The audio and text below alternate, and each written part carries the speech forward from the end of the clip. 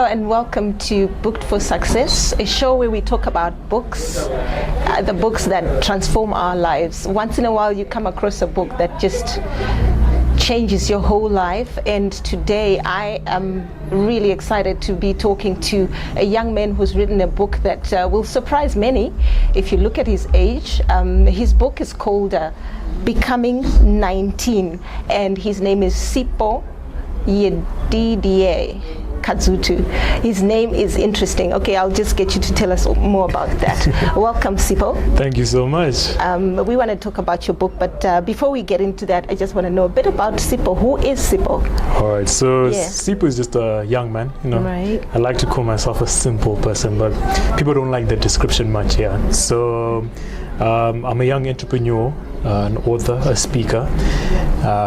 On the entrepreneurial side, I run a business called Sijeka. It's a group of companies. We do transport, energy, and we have a technical team that is coming up. And then on the speaking side, I like to speak more on the mindset, personal development, communication, and then we also have the book, the author. So yeah, that is Sipho in a nutshell. But generally, simple guy. Yeah. Hardly anything simple about that. Sipho, I know you also won awards sometime in public speaking. You've done some incredible things in public speaking. Tell us about that. So 2022, I became Zimbabwe's best speaker according to Toastmasters, and then top 6 in Southern Africa. Just so exciting to see young minds already being thought leaders, and we appreciate that. So this book here speaks about, you say here, after you're done soaking in your emotions, you get nothing, but after every principle, there's a promise. Yes. And Becoming 19 is a book full of principles which shed light on different parts of your life. Let's talk about that. What inspired you to write this book? And what message do you hope readers can take away? So it's really all about the principles. One of the main things that really inspired me in life is how a principle, if you follow a principle and follow through with it, you definitely get the results of it. So when I say after all your emotions, there's nothing, after you're angry or you're too excited about something, after that, the high gets taken away, and after that there's nothing. But then a simple principle like seed time and harvest, if you sow a seed, you will get something. That's a principle. No matter how you feel about it, no matter how much you like it or hate that principle, you will never you will get a harvest, right? So that's a principle of seed time and harvest. So if you are angry, after anger, what comes after anger? There is nothing. So that's what I want people to really get out of the book, that if you live life by principle, you definitely get the guaranteed, promised results of principles. Wow.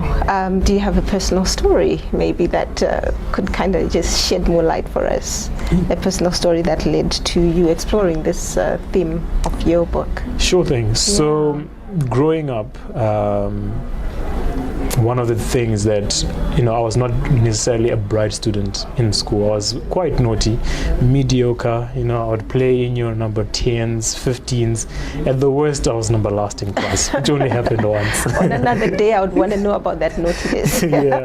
So one of the things that I then discovered is, I really need to, do better in life. And the only way you can do better is if you follow the principles. So I can say my journey really started in high school, probably lower 6, thereabouts, when I really just made the decision, for me to get a better outcome in school, let me make a decision to follow a principle like this. Let me be a good student. Let me follow on a path. So one of the principles, for you to get something, you need to start somewhere. You know that quote, a journey of 1,000 miles starts with one step. You never get to see what the journey has for you if you don't start. And that brings me to one of my favorite chapters in the book, which is just start. You can think of something. You can think of becoming a millionaire. You can think of running a business. But if you don't start that business, you will not get anywhere in life. So that's what inspired me to to start to write the book, and personal life story then comes in when I then started my own business, which is about 5 years ago. So we're celebrating our 5th year this year. Oh, so that's quite exciting. Congratulations for that. You know, looking at our wonderful country and economy, I think it is quite an achievement. I never look at it that way, but someone, you know, highlighted it, and then it just brings back, you know, that principle. You know, you start something, you stay consistent in it, you keep at it. The becoming 19 principles will keep applying, and I think that's what I can say about that. And let's talk about that title itself, Becoming 19. What are you saying? I mean, I know the book is not just surely for teenagers, right? True, it's not about teenagers. So I wrote the book when I was 19 years old, right? And I believe becoming 19 has nothing to do with age. It's a mindset, right? The mindset here says that whether you're 19 or 91, all right, principles will never change, all right? So if you adopt the mindset of, okay, let me apply a principle that I've learned here, you definitely reap the results. So becoming 19 is a mindset. So for you to get to a point where you're successful in life, you first need to change your mind, because everything starts up here. So once you change your mind, you can change your life. Absolutely. So that's what becoming 19 is all about. And you also emphasize purpose, you know, the importance of understanding one's purpose and legacy. How can readers discover their own purpose, and why is it crucial? True. So when it comes to purpose, you know, you first need to start by looking into yourself. You know, that introspection. Where am I in life, and where do I want to end up?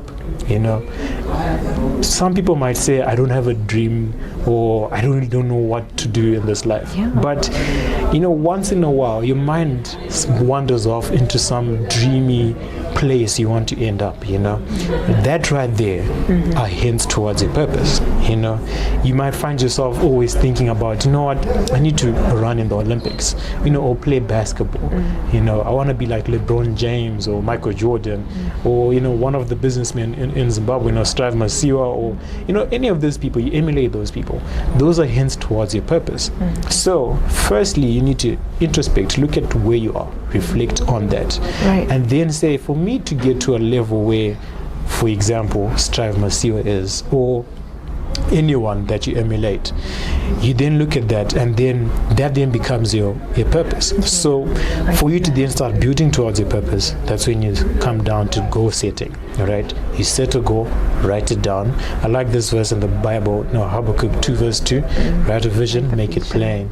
And as you know, once you do that, the minute you put the goal on paper, trust me, it's already yours. And then you start walking towards that. That right there, that's a mindset thing. That's a principle at play. All right, and you can never change it. So once you then discover that purpose, you now have a reason to wake up. You know, there are days where you don't feel like waking up, but then you know that I've got a purpose to fulfill. Then you've got a reason to get up. I like. I mean, how does a young person like this have this kind of wisdom? I want to know your inspiration. Who inspires you? So a lot of people inspire me. I'll of course start with my mom. My mom is... I was waiting. I mean, my mother, you know, there's this song by Tupac, and there's one of his lyrics saying, you know, she always pulled miracles on Thanksgiving, even though we didn't have much, you know. So things like that, where I think most Zimbabwean families can actually attest to that. You know, you can see that there's nothing in the house, but you still have supper, you know. And then she really just has, you know, it's an incredible, it's a gift that mothers have. You know? We were just celebrating Mother's Day. Oh yes, and happy Mother's Day to you too, and to any mother who's watching. Happy Mother's Day to you. So yeah, she's the main reason and inspiration. You know, I like what Abraham Lincoln once said, that everything I am and everything I ought to become, I owe it all to my mom. So I think, you know, she's really been an inspiration to me. And then when it comes to, you know, speaking, business and all of that, I've got people like, you know, Barack Obama, business people, Strive Masiwa in Zimbabwe, Warren Buffett on an international level, because I just love how, You can start a company that branches out into conglomerates to become a big conglomerate. That is something that I wish and aspire to be. So all those are things that inspire me, and from that I find my inspiration and a reason to get up and push. Okay. So yeah. And how important do you think reading is? I mean, you are an author yourself. Do you also read, and how important is reading? Reading is very important, and so I wrote this book 5 years ago, right? And I remember I read it at the beginning of this year, and I was like, wow, this was like a letter to my future self, and you get to realize that where my mindset was at the time, and it's the principles in there are still timeless. I was going to say it's actually timeless. Yeah. So when you look at that, you see the importance of reading. So one of my mentors once said, what reading does is it gets you into the mind of the author, right?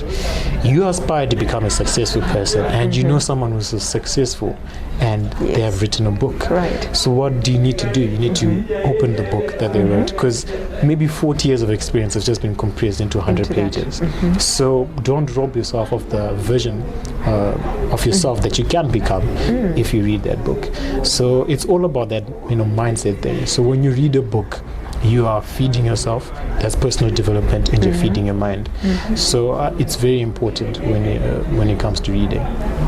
And how do you suggest readers could overcome fear, doubt, and other obstacles that might just come in their way or hinder their progress? Because you were talking about purpose and how one could get on track, but how can they overcome fear? Because we know fear does come. Fear does stand in the way sometimes. Yeah. Even self-doubt and all of that. How can they overcome, and how have you overcome it? Yeah. So fear basically, is like an acronym, false evidence appearing real, so it's all false. That's the first thing. Then the second thing is just start, right? The reason why you just need to start when you're nervous, start when you're afraid, because I like that. When you're nervous, when you're afraid, just start. True. I mean, I look at myself, times where I go on stage and I'm not feeling that nervousness.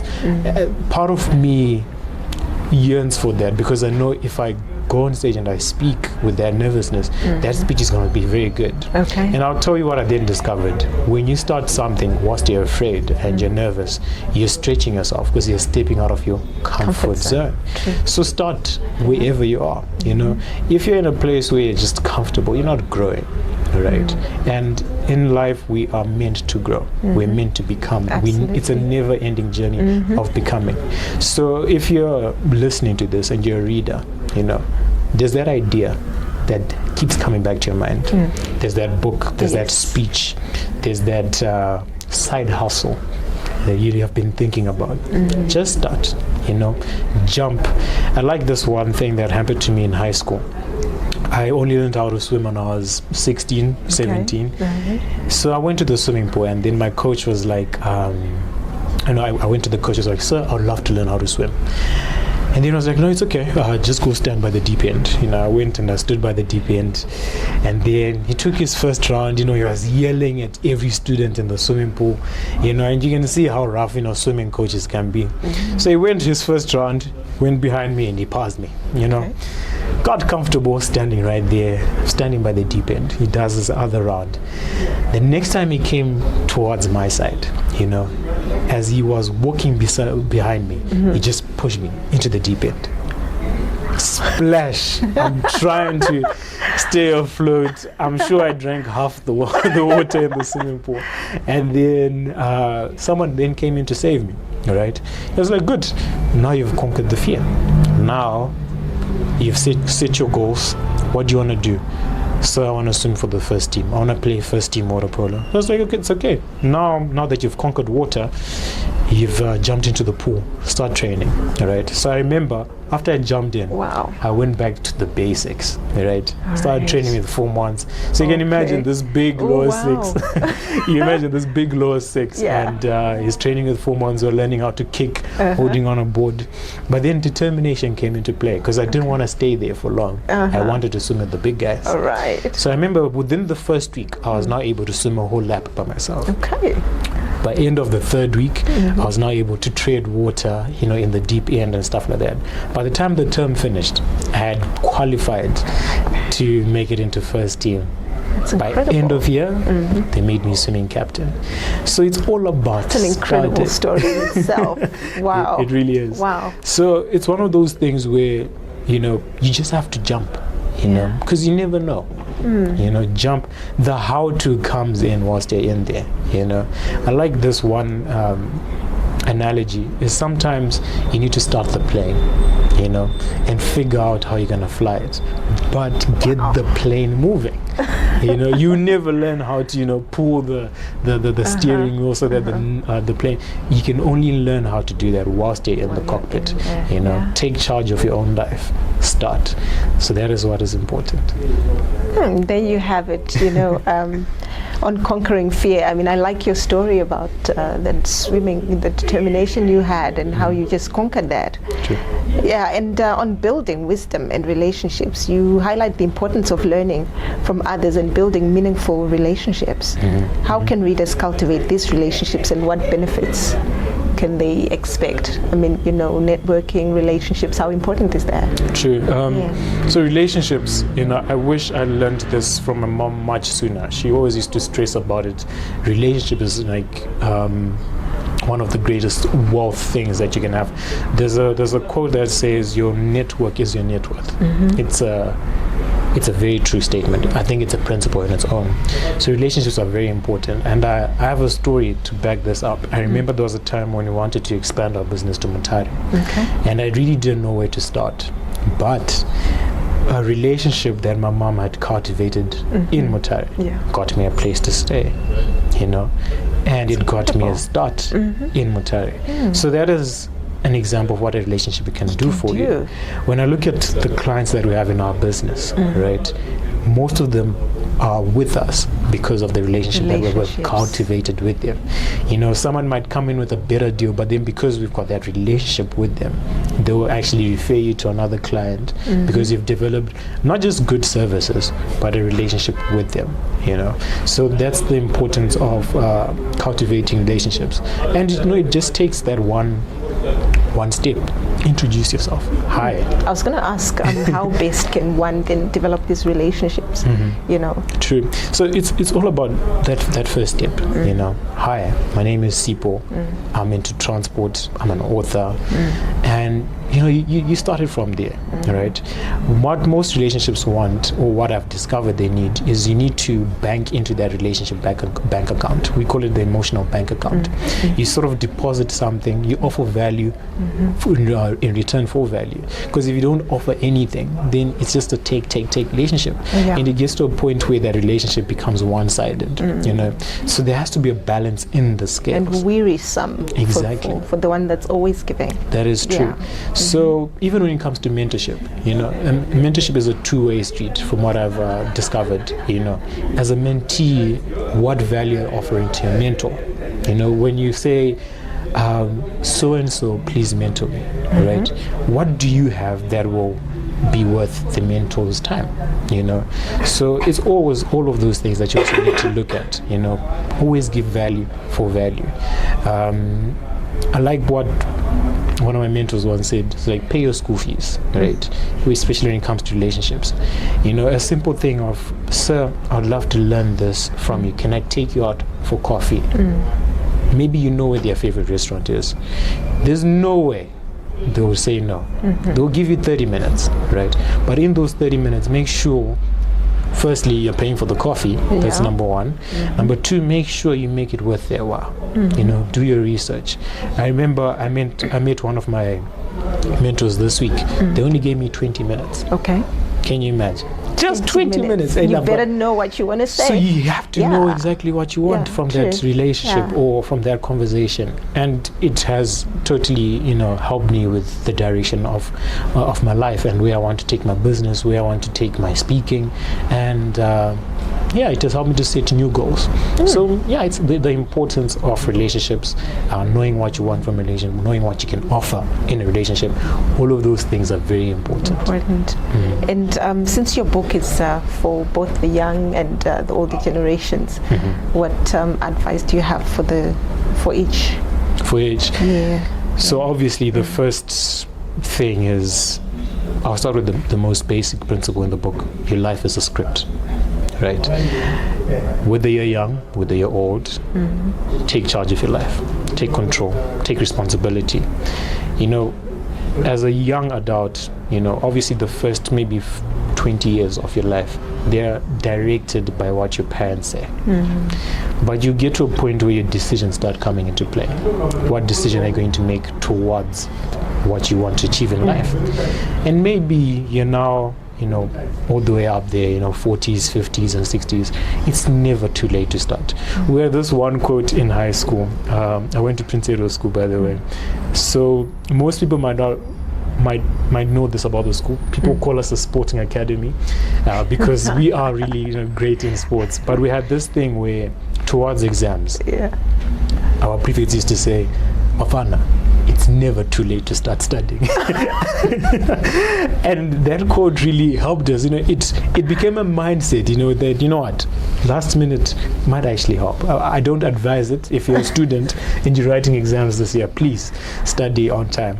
So the same thing in life. You look at some of your top brands in the world. KFC, for example, he only started KFC in his 60s. True. And look at how far it has spread out. All of those great minds, discover their purposes at age 40. Right? They'll be like, what, this is something I really like. And then when it comes to discovering your purpose, something that maybe you aspired to achieve when you're young, maybe by the time you get to a certain age, it doesn't really matter to you.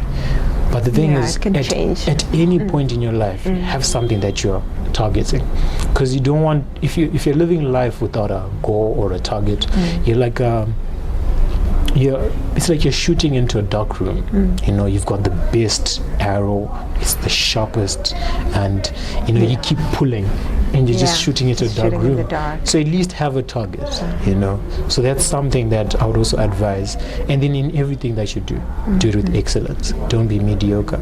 One thing that always sets people apart is that extra.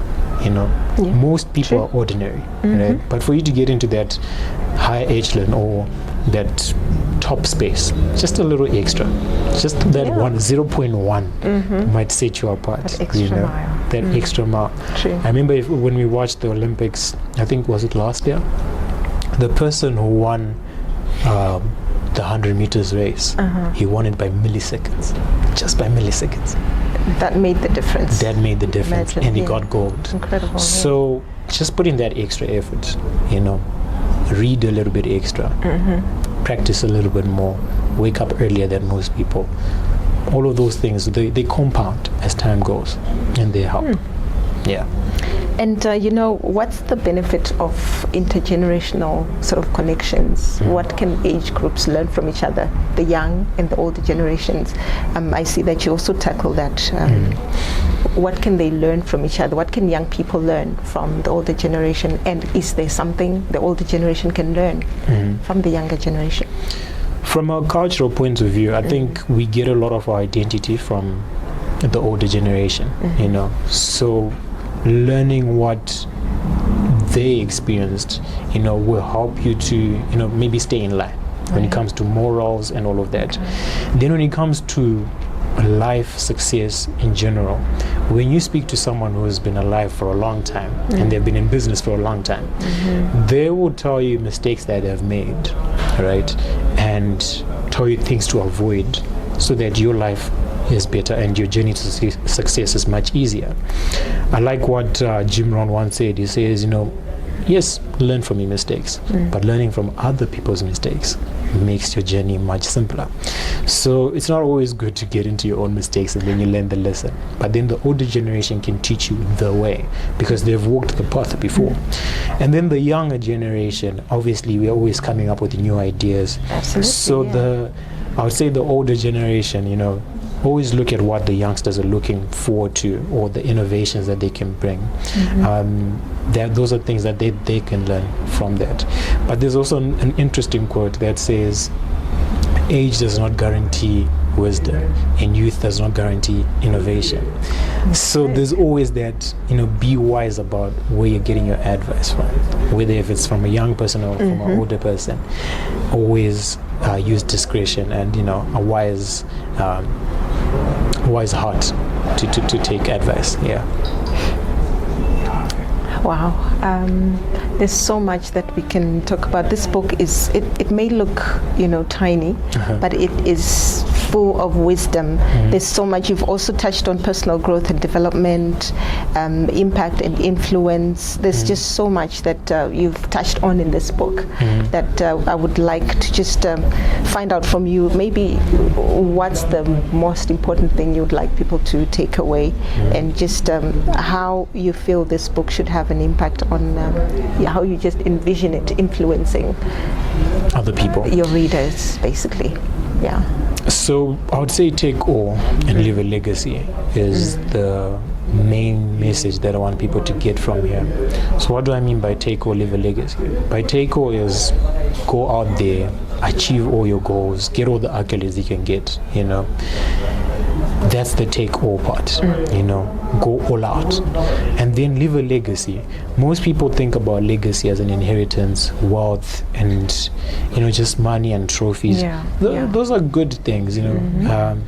But the legacy that I want people to go for is the legacy that you leave in people's hearts. That memory. How did I impact so and so's life? That's the legacy you should live. I like what one of the people I look up to, his name is Andrew Carnegie. He's late now, but he started a company in America. It was a big steel industry. He said that I will spend the first half of my life acquiring wealth, right, and the last half of my life giving it all away. And he achieved, you know, that's like a noble goal, you know. So he made so much money. He became one of the richest people in America. I think at some point he was the richest person in the world. And then after he reached a point, he was like, you know what? Let me get into philanthropy. Started impacting people's lives. So now if you go around in the world, you find organizations like a Carnegie Trust. If I'm not mistaken, he's one of the main builders of libraries in America. That's something you can never take away from him, you know, because he has put something in people's hearts, you know. So yeah, take all, leave a legacy. That's what I would want people to really take away from the book. And I mean, I see you quote quite a lot of very significant figures and individuals in life, in society, in history. Where does that come from? How do you? Is it from your reading? Is it from attending conferences? What? Someone out there needs to know how to gain that kind of wisdom. Be curious, you know. For you to get anywhere in life, I think, in fact, let me put it this way. There's a quote I like from the Bible that says, my people suffer because of lack of knowledge, right? Where else are you going to find knowledge if you're not asking the questions, you know? So like, I wonder what I can do to become a great businessman. If I Google that, I'll definitely get, you know, some information. I start reading. So obviously reading is one of the things that I really encourage people to do. We've got so many resources. We're in an age where technology and information is literally at our fingertips, right? Better now, we've got things like artificial intelligence coming up. You can literally get a book, paste it on your AI, and then it will summarize everything for you, and you've already gained something from that. So there's so many ways you can get information that can help you, that can push you further. It's that little bit of information that might even take you a step further than someone, you know. So I think that is definitely something, look into. And personal development is exactly what it is. It's development. A river that is still and has no movement, becomes still and it turns green. I'm sure you've seen those, but when it starts flowing, the nature around it even resembles what the life that it has. So constantly better yourself, develop yourself. Zimbabwe is in a great space right now where there's like a buzz in infrastructural development, right? There is something that we can learn from that. Okay, if you're someone who's interested in infrastructure, how can you plug into that? That sort of. So there's just so many opportunities. But for you to get into that space, you need to go find out. Be curious. Yeah. Wow. Sipho, you are a well of wisdom at this age. It's really exciting to just see what the Lord is also doing in your life. I just really would like to maybe let your readers know where they can find you, where they can hook up with you and interact with you. Oh, good. So on LinkedIn, just type in my name, Sipho Senkosi Kadzutu. You can find me there.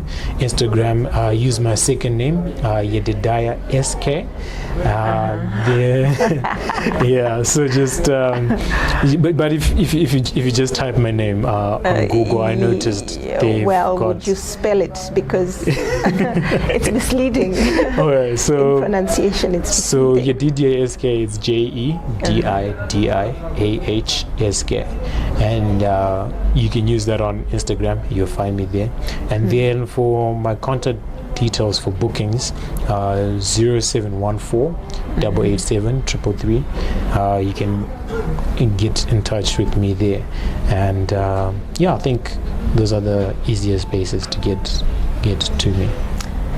Wow, thank you so much for sparing your time to just chat on this book. I'm not sure what else we can expect, but this is great. Are more books coming? Yes. Before we let you go? Yes, there is one in the making. We are hoping to launch it this year.